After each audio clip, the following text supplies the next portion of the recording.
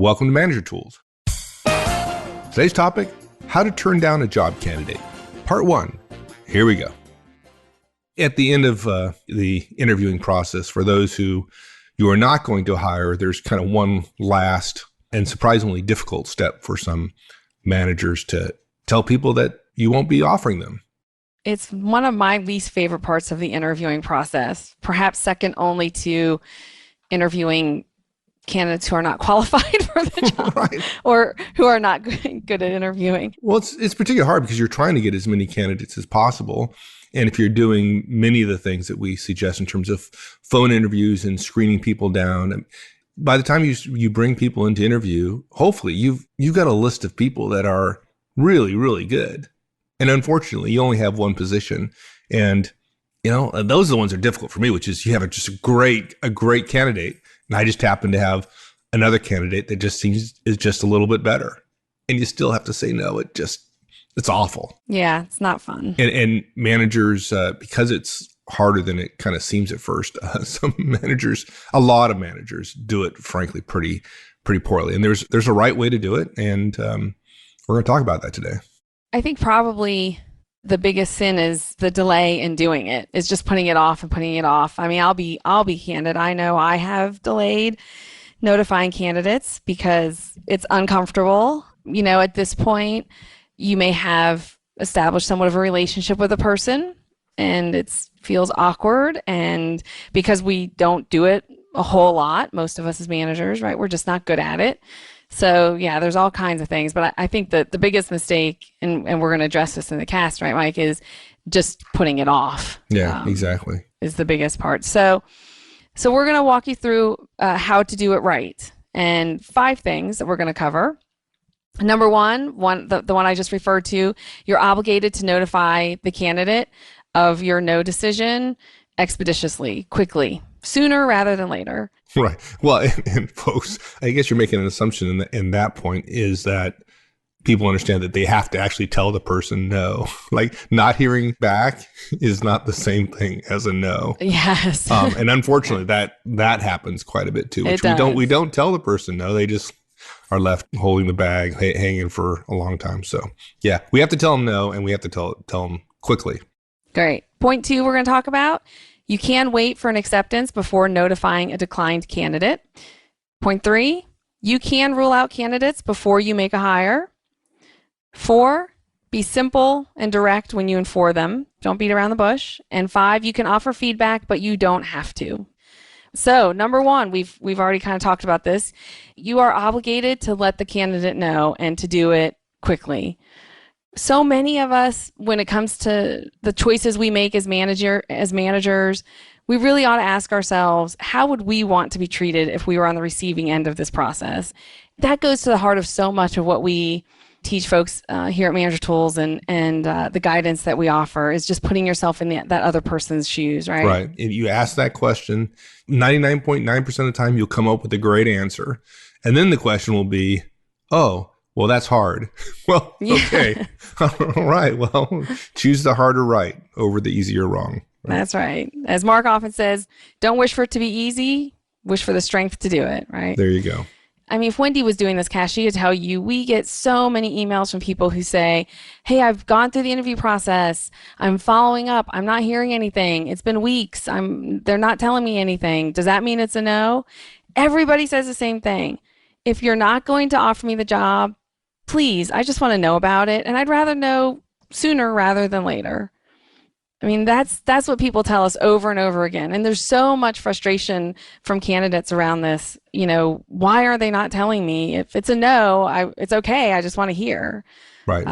Candidates will say, hey, if there's a chance that I'm going to be considered, then I want to stay in the running. But if you're not going to make me an offer, if I'm out of the running, then just tell me that quickly. I mean, just think about the other candidate. If they're looking for jobs, it's possible they're interviewing with other folks other than you. And they're probably not going to tell you about it, right? Right. So if they really want to come work for you and your answer is a no, well, do them the courtesy of letting them off the hook so they can entertain other offers they may have. They may have another firm that they're putting off waiting for an answer from you. And I tell you what, that would be an unfortunate situation where you knew for 2 weeks that they were a no, that you were not going to make them an offer, they were talking to another firm, they put off or even didn't accept an offer from another firm hoping for you, and then they find out later that you knew 2 weeks ago. Now they don't have the job with you, and they don't have the job with their second choice firm, which was probably acceptable. That's awful. That's not fair. Yeah, that is not right. Not right at all.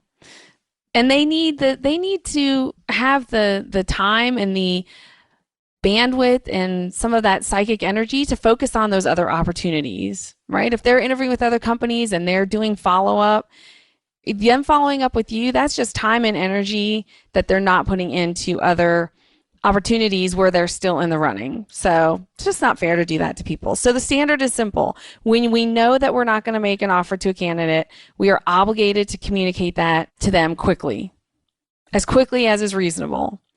And seriously, we can't think of any situation that would justify a manager not making that phone call the day the decision is made. That's right. That's our standard for as quickly as possible. There you go. Yeah, right. Like immediately. Immediately. And I think we're going to address this on our second point. Let's be clear that the fact that they are not going to be your number one choice is not the same as you will not make them an offer. If you have two candidates, for example, candidate A and candidate B, and you decide to offer candidate A, simply because you're going to offer candidate A doesn't mean you have to turn down candidate B yet, because candidate A could say no, right? Right. And if you had decided that if candidate A said no, you were going to offer to candidate B, then you can wait. Now, if candidate A says no, you are not going to offer candidate B, then you should have already told the candidate B that you are not going to offer, right? Right. It goes back to the first thing we said, which is as soon as you've made a decision that you're not going to make somebody an offer, then you notify them. But if you haven't decided to not make them an offer because their offer is contingent on another candidate, then you don't have to tell them you're not going to make them an offer because you haven't indeed decided to not give them an offer. You haven't ruled out candidate B yet. It's contingent on what candidate A says. Right. Once candidate A does accept, then your very next phone call has to be to candidate B to let them know that they're not getting an offer. But until then, if candidate B is still in the running, is still in the game, then you can wait. Yeah. And folks, we try to be ethical and professional managers. It doesn't mean being stupid, right? So don't do this to yourself. It's perfectly appropriate and professional to wait until you've heard back from candidate A before communicating with candidate B. Great. Okay. And I think we're going to have some future guidance, Mike, around how to handle two viable candidates. So yes. Stay tuned for that. Okay, great. So point 3 is you can rule candidates out before you make a hire. So that example aside that we just talked about, of course, we don't have to wait until we get an acceptance to decline a candidate. Right. Yeah. Yes. Yeah. That's the flip side of that coin, the last conversation. Absolutely. Because remember, our purpose in interviewing is not to pick the best candidate. That's so important, Mike. I really want to say it again because I hear so many managers, and when I was a VP and I was managing directors, I would hear so many of them say, well, this person's the best candidate. Wait a minute. We don't want to accept the best candidate. What are you suggesting? We accept the worst candidate? You're confusing me. Go slow. Talk to me like I'm a golden retriever or a small child. We don't interview to pick the best candidate. We interview to determine whether any of the candidates meet our standards for the job. Okay. So they have to be above the line, so to speak. So it's possible you interview a bunch of people and hire nobody. Right. And we don't just take the best person, right? The best of the worst. No, we offer the person who best meets our requirements for the role that we're interviewing for or hiring for. So only if we have more than one candidate above the line do we then choose who we're going to offer to. That's so right. Said another way, if a candidate doesn't get above the line, and please remember, the purpose of the interview is to rule someone out. It is not to help us hire. Then we turn them down. As soon as we know. Yeah. As soon as they're not above the line, we rule them out. And we rule them out, and so therefore we tell them. We don't wait until the process is done to tell the candidate they've been ruled out. The moment we know that we're not going to pursue them, we tell them so. So a lot of organizations, I think, probably have multiple steps in the interviewing process. There might be an initial phone interview followed by an in-person interview or multiple in-person interviews. And I can tell you, I had many experiences where I did that initial phone interview. And as soon as that phone interview was done, and I knew this person did not meet my standards based on what I wanted to hear from that initial interview, then I called them and told them. Although the hiring process was still going on and I was still interviewing other people, I knew that that person was not going to be a candidate. They were not going to be in the running. Right. And so you don't wait for another, and sometimes that process would take 6 to 8 to 10 weeks. And it had been, if I had waited until that process was done, then that person is sitting there waiting for 2 months. No. As soon as I knew I'm not bringing this person forward to the next step, they're not continuing, they're not above the line, then you let them know. Right. And folks, if you're feeling some discomfort with that idea, then you probably need to go back and re-listen to what Danny said about why we interview. We interview people to rule them out, not to hire them, right? The purpose is not to get the best of the worst or the best of the candidates. It's to get somebody who's going to meet the standards. And if you feel you need to have that out that you'd possibly offer to somebody who doesn't meet your standards, you need to go back and rethink that. That's a recipe for pain later on. Frankly, having done both, it's a lot more pleasant to tell somebody no to an interview than it is to fire them 9 months later. That's right. That's right. I can tell you, Mike, from doing the Effective Manager Conference, the majority of questions that I get from managers around non-performing directs or underperforming directs, I would say the vast majority of them, they did not hire those folks.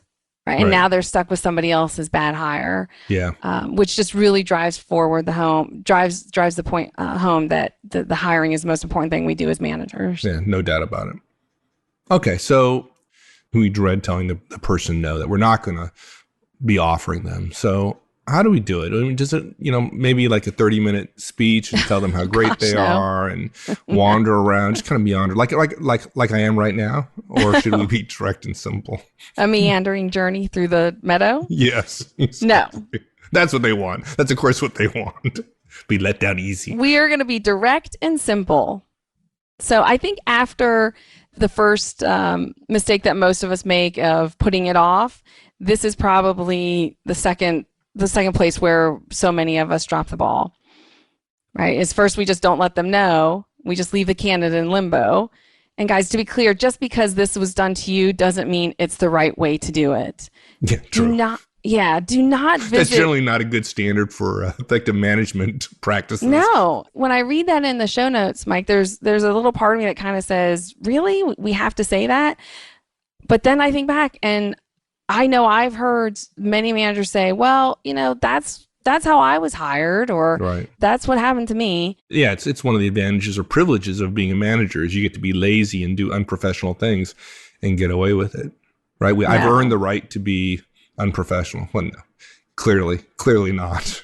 No, there's some sense of, well, that must just be how it's done because that's how it was done to me. Yeah. Right? It's okay to do it that way. I think there's probably some of that, but even if people say that, I think it's just a way of being lazy. Like if you ask them, they know that's not the right thing.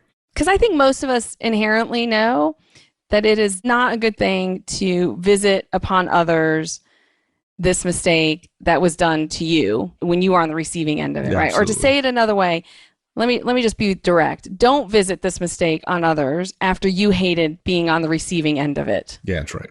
That's right. And our listeners, if you're listening to this podcast, you don't fit into the category of somebody who thinks this way, clearly. Absolutely. Once you have made the decision, make the phone call and make it quickly. That's right. You've got to make a phone call. Wait a minute. Well, I've been conversing with this person, fairly regularly on email. I could do that very, very quickly. So why not email? No, you cannot decline a candidate by email. And to be clear, if you can't decline by email, then you surely cannot decline by text message or instant message or direct message or Facebook post or any of those, You don't get to tweet them. You don't get to send them a private message on Twitter. I'm glad you said direct message on Twitter. I was just thinking you might just actually just kind of tweet it to the world or decline them on their Facebook page. That'd be pretty awesome. No, phone call. I'm sure it's been done. Folks, if anybody knows of that having happened, just please send that to me so I can just put it in my little folder of bad things that people do. But I'm sure it's been done. How bad would that be? Oh, my God. It reminds me of a recent article that I read, Mike, about dating and about breaking up with somebody by text message. And the article said how to break up with somebody by text message. Like, it was teaching people how to break up with their boyfriend or girlfriend over text message, as opposed to do not break up with somebody over text message. That's just nuts. Yeah. And again, this is a relationship. You have a relationship with this candidate, and you're going to communicate with them, particularly when you're saying no, in a way that shows them respect. And that's over the phone. And not to make this seem self-serving, right? The perspective we've taken so far is, if we were them, what would we want? But it is self-serving in a sense. We may not do it for this reason, but it is self-serving in the sense that when you're turning the person down, that doesn't mean they wouldn't meet the standards for another position you may have. Right. Or a position in the future. Or a position in the future as they grow and gather more experience. They also have relationships with other people that you may be interested in talking to at some point in the future.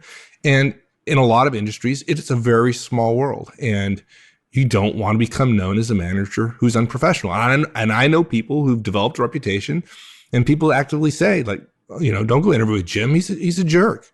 He's gonna jerk you around. And on a larger scale, it also reflects very poorly on the organization. Yeah. People might not say, don't go interview with Jim, he's a jerk. They might say, don't go interview with XYZ company. They're jerks. Yeah. And so you're really representing your organization here, and you don't want to be the contributing factor to your organization not having a good reputation in your community. Yeah. Can you give me a couple examples of how it might sound if I were to call somebody up? Yeah. So here's what it might sound like. Hi, Roberto. I'm calling to let you know we won't be making you an offer. There was a lot that I really liked about our interactions, and we've decided to choose someone else who is a better fit for us. I know this isn't good news, but I also know you would not want me to wait. I wish you well in your search and in the future. Here's another example. Hi, Camille. This is Danny Martin. I'm calling with less than great news, unfortunately. We won't be making you an offer. I'm sorry to say you're just not a fit for us right now, but I do wish you very well in your search, and I hope you land in a great place. Yeah. I noticed that you didn't start off with a bunch of chit-chat. You kind of got to it pretty quickly.